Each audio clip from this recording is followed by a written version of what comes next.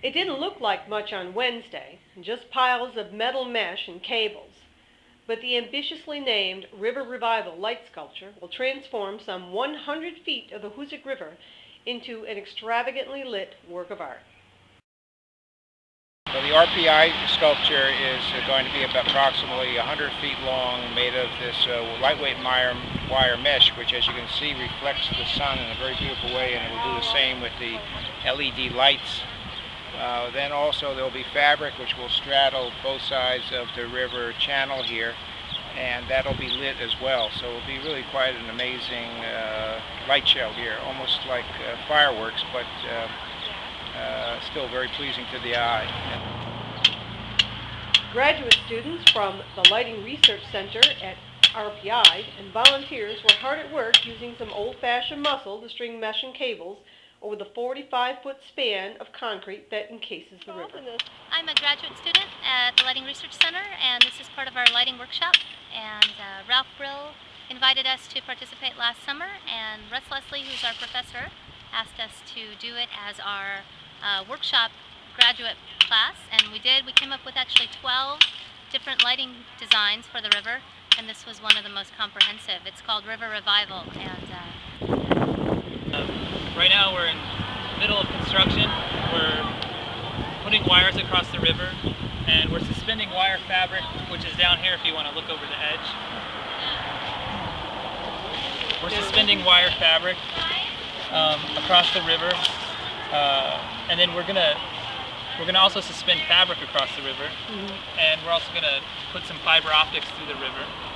The wire mesh represents the rocks in the river, and it's kind of an abstract representation of what the river used to be before it was all cement. And then the fabric across the river is uniting both sides of the river, and the fiber optics is going to represent kind of the flow of the river, because the river was.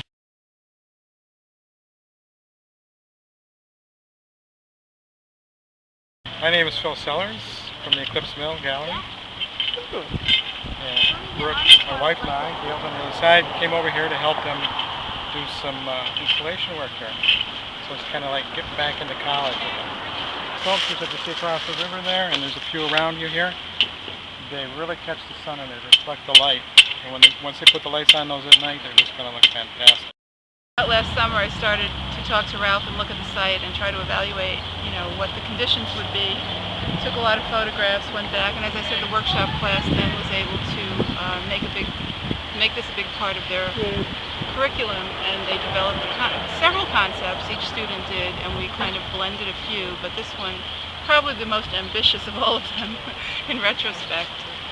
But it should be pretty cool because it's, the texture of fabric and the metal against the softness of the lights and the sound of the river. There'll be sound coming as well. So it should, revive the river. That's what it is, river revival. And that's what it's meant to represent. I am in the cable team, so our job is to fix all the cables along the design part we are responsible. So that's our main job, to do that. Because I'm an engineer, so I always focus on the technical part, like how to install the lamps and how we're going to dim it, how to use the fiber optics. River Revival is the centerpiece of Saturday night's light show.